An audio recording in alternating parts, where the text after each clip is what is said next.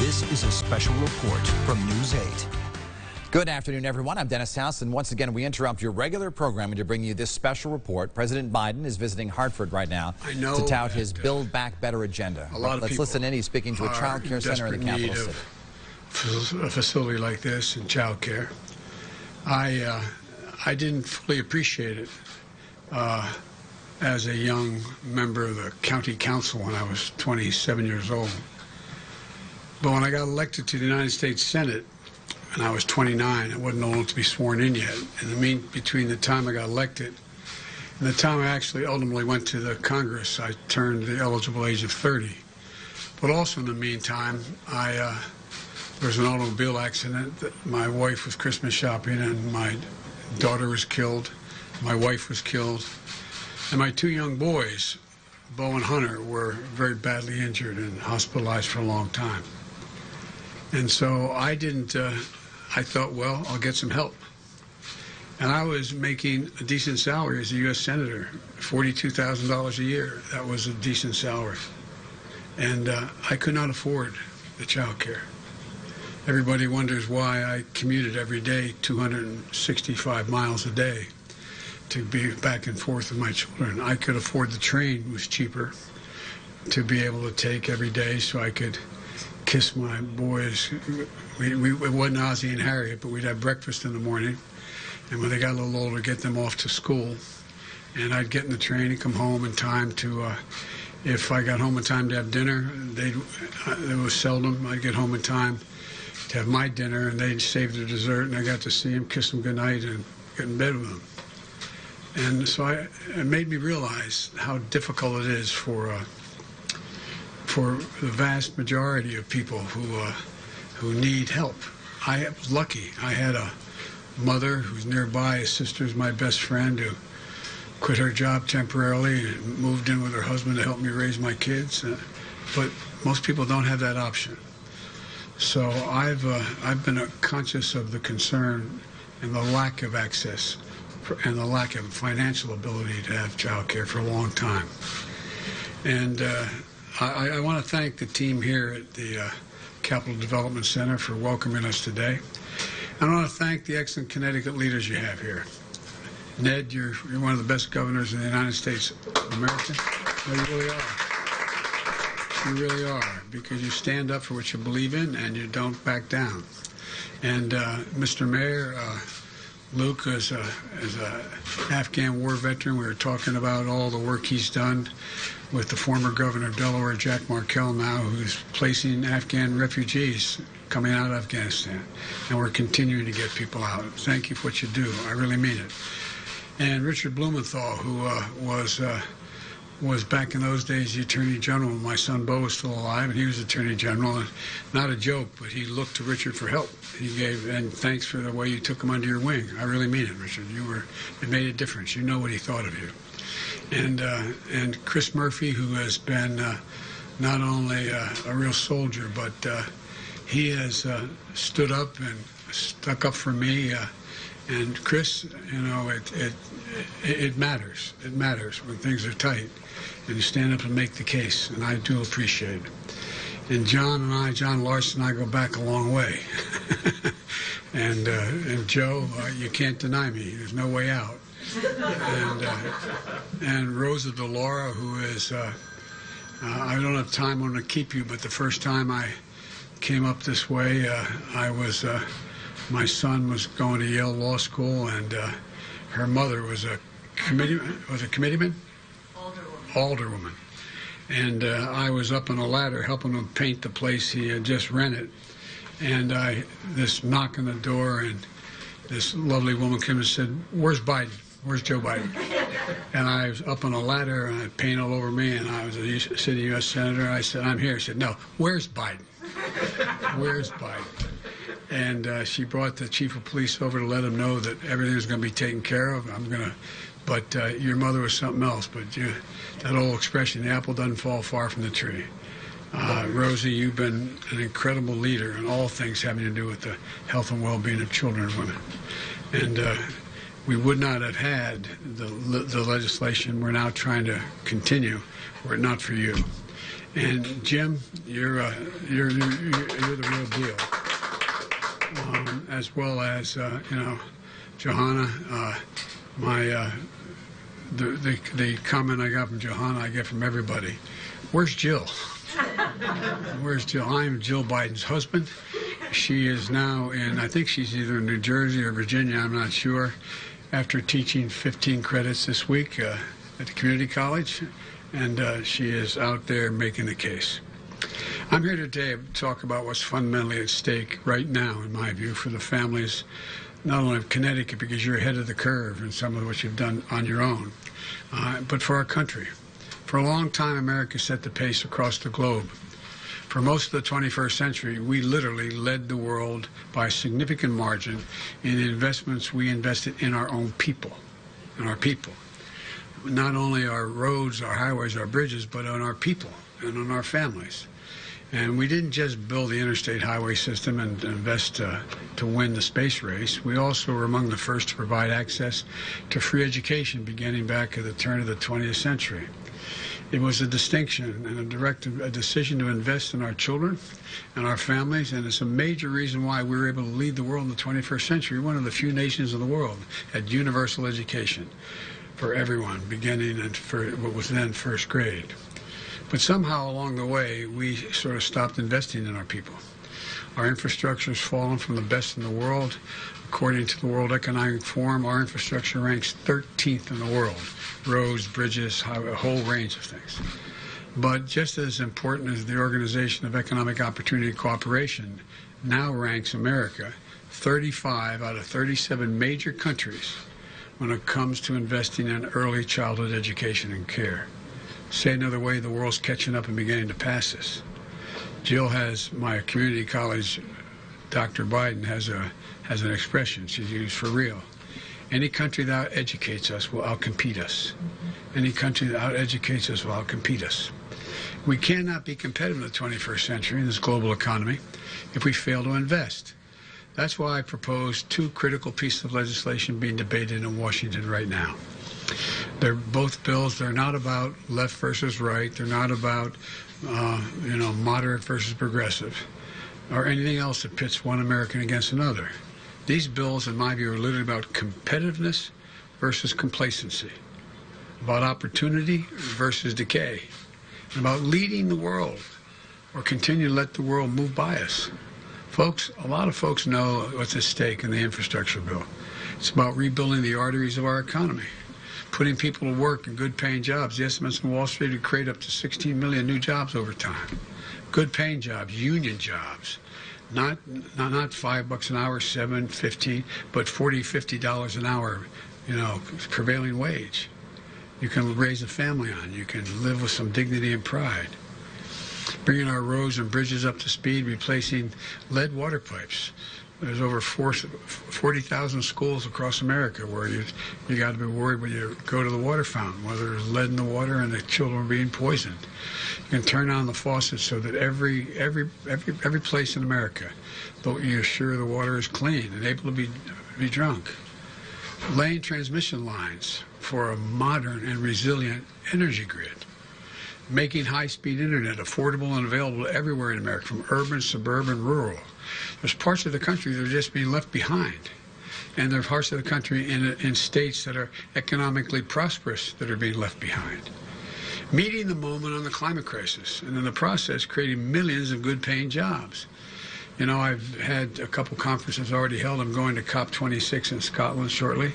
And what I had, I guess I had 71 heads of state on the first one I did in the White House. And I said, and people are starting to talk about it now, not about me, about the idea. When I think climate, I think jobs, good-paying jobs, union jobs. This is an opportunity. We're the only country in the world that has consistently turned difficulty into opportunity. We have a chance to not only make this world more livable, but to actually create greater opportunity for people. Making landmark investments in public transit and rail, and increasing efficiency, reducing emissions.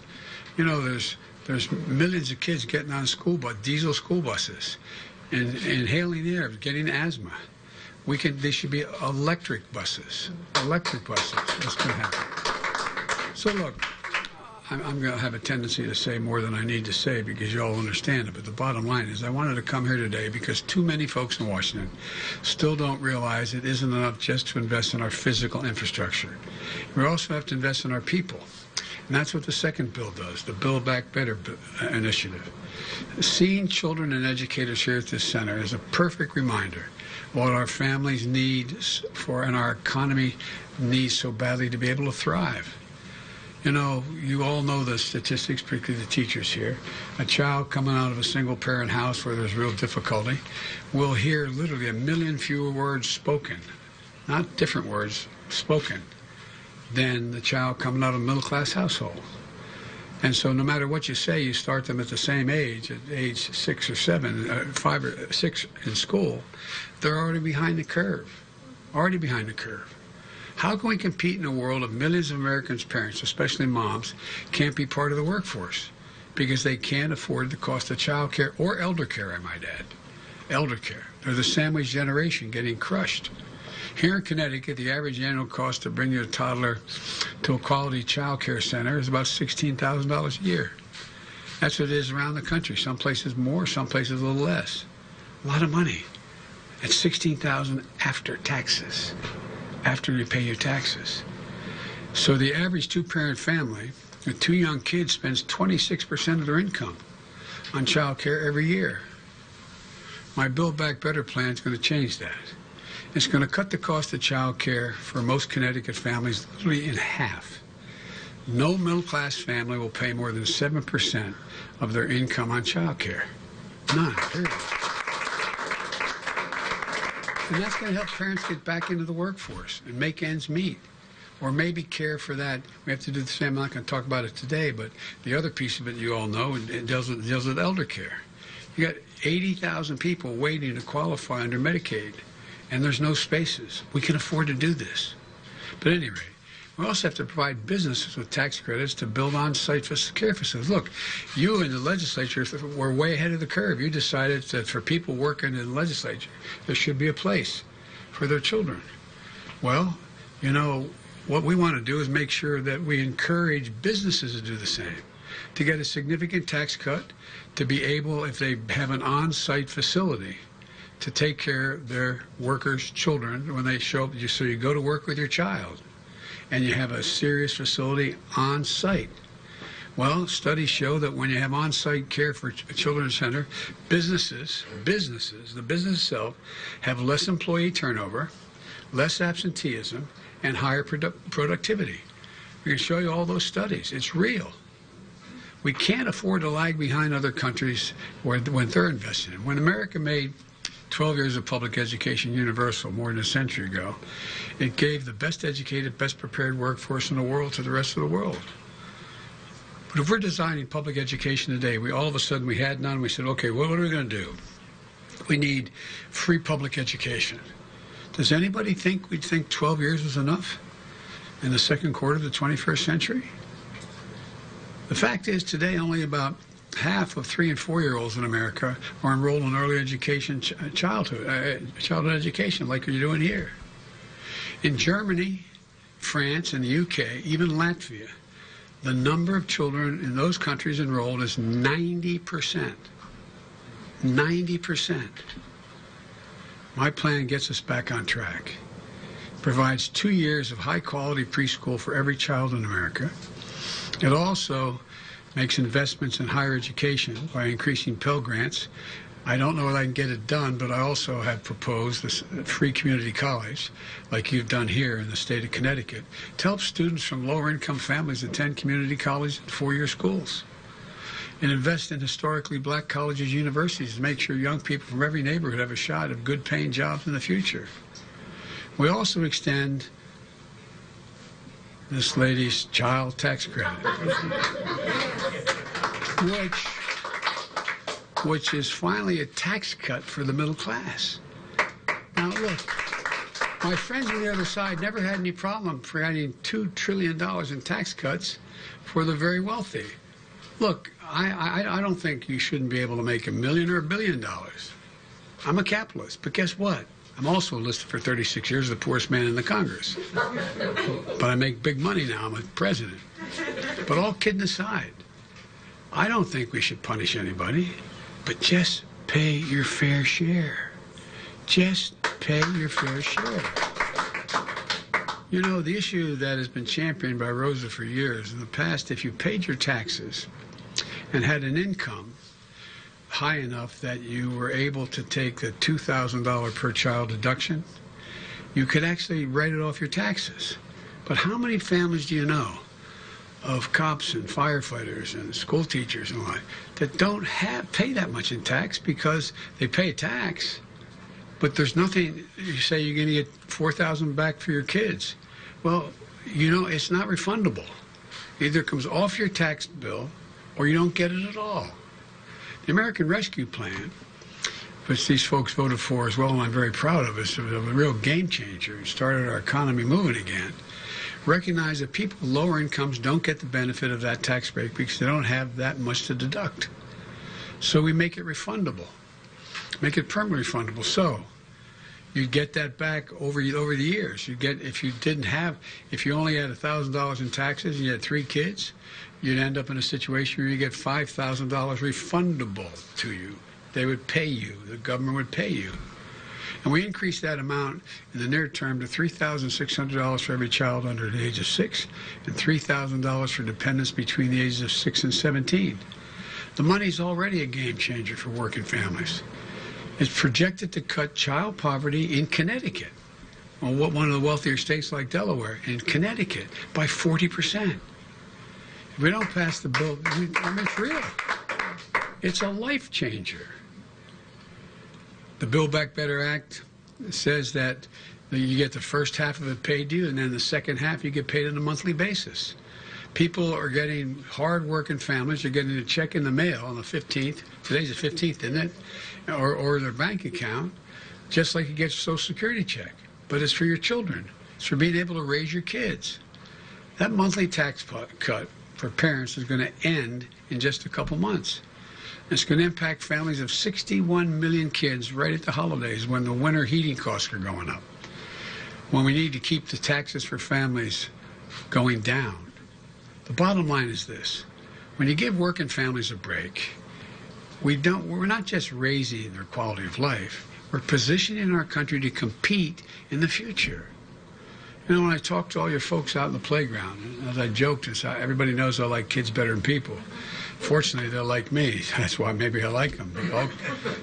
But all kidding aside, you all talked about what it means to the families of these children. And granted, you had to cut way back, and because of a lot of things happening, things aren't the same as they were. But these bills are about strengthening the economy for decades to come. Both of these bills spend out over 10 years.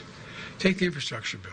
All those investments in roads, bridges, highways, high-speed internet, water, clean water, everything that represent less than 0.5% of our economy each year if you add it all up over these years. And the cost of the Build Back Better bill in terms of adding to the deficit is zero. So when I hear people say it costs $3.5 trillion, and be honest with you, we're probably not going to get $3.5 trillion this year. We're going to get something less than that. But I'm going to negotiate it. I'm going to get it done with the grace of God and the goodwill of neighbors and the creek not rise, as my grandpa would say. But all kidding aside, we're going to keep coming. And because the more we demonstrate it works, the more we can do. It's paid for because big corporations and the very wealthy ought to start paying their fair share. Let me be clear. Nobody, since I got elected, and when I was campaigning, nobody who makes under $400,000 a year, which is a lot of money, will see their taxes go up one single penny. Nobody. Not one. That's why in the highway bill, I didn't add gas tax. So I keep that commitment. In fact, this plan cuts taxes for working people. There's no reason why, as I said, billionaires should pay a lower tax rate, literally a lower tax rate, than a school teacher and a firefighter, a couple. So that's what's happening now. It isn't right that 55 of our Fortune 400 companies, the largest companies in America, last year, 55 of the Fortune 500 paid zero in taxes. And they made $40 billion in profit. I'm glad they made a profit. People employ, I mean that sincerely. But pay your fair share. Just pay a decent portion of what we lay out in this piece of legislation. And by the way, I've had a number of Fortune 500 companies come to me and say, you're right, we can pay a higher tax than we're paying now. Because they understand the impact if we don't invest like we have to on their long-term health and well-being. This needs to change. Working folks understand it. That's why, despite the attacks and misinformation, my plan still has the overwhelming support of the American people when they're told what's in it. They understand that when families have a little more breathing room, America has a lot better shot. My dad used to say, for real, my dad was a well-read, well-bred man who was regretted his whole life he never got a chance to go to college. And he worked like heck. He'd always come home for dinner and then go back to work. And I remember we lived in a four-bedroom split-level home with 4 kids and a grandpa. And you know, my bed was against the wall where my parents' bed was against the adjacent wall. I remember one night, I could tell my dad was just so restless. I was in high school. The next morning, I asked my mom, I said, what's the matter with Dad, Mom? She said, well, honey, his company just told him they're going to do away with health insurance. No health insurance. Well, you know what? My dad's not, we weren't poor. My dad made probably on average in those days $20,000, $22,000, $25,000 a year, which is a decent salary. But he used to say, everybody's entitled to just a little bit of breathing room. Just a little bit. A little bit of breathing room. You know, they know this is about dignity and respect. It's about building this economy from the bottom up and the middle out. I've never seen a time, and some of you may have, beyond my colleagues in the Congress, the press may have your master's or doctorate degrees in economics. Name me a single time in American history when the middle class was doing well that the wealthy didn't do very, very well. Name me a time. One single time in American history. So we're not hurting anybody. We're just making sure everybody gets a shot. Let me close with this. And this is not hyperbole. The world is watching. Autocrats believe that the world is moving so rapidly that democracies cannot generate consensus quickly enough to get things done. Not a joke. I've had hours and hours and hours of meetings and personal conversations with Xi Jinping. I spent more time with him, I believe, than any other world leader has when I was vice president and now on the phone. Every time he calls or we talk on this, and now it's a conversation between an hour and a half and 2.5 hours. Not a joke, my word. But he doesn't think democracies can compete because they can't react quickly enough. In my summit with Putin in Switzerland, they're betting democracies can't compete. We can't move quickly enough. I'm heading to the G20, came back from the G7. You know how they measure? They don't measure us based on the size of our military. They don't measure us on how much power we have that way. They want to know, can we get anything done? Not a joke. And many of you travel internationally. Can we get anything done? Can you put anything together to get something done in America? So, folks, they're betting that we won't respond to this inflection point in history. But I've always said, and I mean, some of you guys who work with me know this, I've said it 1,000 times, it's never a good bet to bet against the American people. Never a good bet. So it's time for us to invest in ourselves. Show the world that American democracy works. We've always led the world not by the example of our physical power, but by the power of our example. That's why the world has followed. And given us that half a chance, there's not a single solitary thing that we can achieve if we do it together. So I'm hopeful. There's a lot of questions the press is going to want to ask me, I know, about how are the negotiations going and how we're going to get this done and so on. Well, I told you before what my neurosurgeon years ago said when I had that aneurysm. He said, your problem, and that was then a senator, your problem, Senator, is you're a congenital optimist. But I'm convinced we're going to get this done. I'm convinced we're going to get it done. We're not going to get $3.5 trillion. We'll get less than that, but we're going to get it. And we're going to come back and get the rest. So I want to thank you all, and God bless you.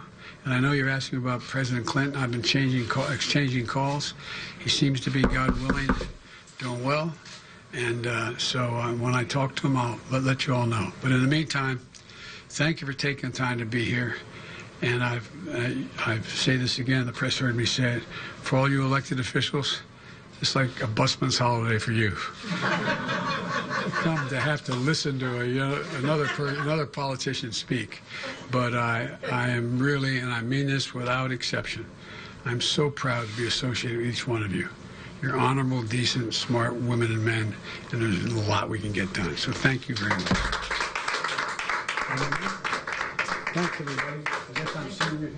You've been watching live coverage of President Joe Biden speaking at the Capitol Child Development Center in Hartford's Frog Hollow neighborhood. He was joined by the Connecticut congressional delegation and some children and, of course, the folks who run that center. Before he made the speech, the president spent some time on the playground with the children at the Capitol Child Development Center, and there he is. He spoke to a few of them, and they had a homemade sign, as I recall, that said, "Welcome, President Biden." According to some background information from the White House, the average annual cost of a child care center for a toddler in Hartford and statewide in Connecticut is $16,000, and a typical four-person household in our state would need to spend more than 26% of their income for 2 young children each year. The president began his remarks with a touching story about a huge loss in his life back in December of 1972, a week before Christmas. His wife, Nelia, and daughter, Naomi, were killed in a crash. This was right after he was elected to the U.S. Senate. His sons, Bo and Hunter, were badly injured. I believe Hunter had a broken skull. The other son was also suffered some broken bones. They survived, and it really changed the way the president viewed child care. He said that he couldn't afford to have full child care for his 2 young surviving sons, so that's why he decided to actually commute via Amtrak, via the train, into Washington every day to the U.S. Capitol. We have this statement just in about President Biden's visit from the Republican National Committee. It reads, quote, "As Joe Biden grandstands in Connecticut, choosing a city where crime is surging, the families and workers of the Constitution state want real results over the job-crushing environment Democrats have created. With Republican momentum on the rise, Biden parachuting in with spiraling approval numbers is no favor to Jahana Hayes or Democrats hoping to keep their seats next November." The entire Connecticut congressional delegation, including both senators and the governor and the mayor of some of the largest cities, are all run by Democrats, held by Democrats right now, and Republicans are hoping to make inroads into some of those seats. They targeted Jahana Hayes in that statement. She is running against State Senator George Logan, a Republican, CT5. Her district has been Republican from time to time, won by Democrats sometimes. You're looking outside of the Capitol Child Development Center. That's what it's called. It is at the corner of Capitol Avenue and Broad Street. It is right near the state capitol and the state armory and the legislative office building. And there you see the motorcade. The president will be riding in a modified Cadillac limousine, which I don't see from our vantage point here. It is heavily armored, heavily equipped. And Congresswoman Jahana Hayes mentioned that she was in the car with him. She put it on Instagram that she managed to, as she said, hitch a ride with the president in his car. And there you see the motorcade. So the president from here will be going to Brainerd Field. And Brainerd Field is officially called Hartford Brainerd Airport. It is in the South Meadows section of Hartford. There he will chopper to the University of Connecticut, where he is scheduled to dedicate the Dodd Human Rights Center. It was a favor to his longtime friend, former Connecticut Senator Christopher Dodd, who invited the president to come here to dedicate the center on the campus in Storrs. It is also named for Senator Dodd's father, who was also a U.S. Senator from Connecticut, Thomas Dodd, who served from 1959 to 1971. And the papers of both senators will be held, or are being held right now, in that center on the UConn campus, open to the public and for students who want to study human rights. We, of course, will get back to you as soon as the president heads back to Brainerd Airport and gets ready to take off. We'll carry that live, and we'll see you later on. We'll return you now to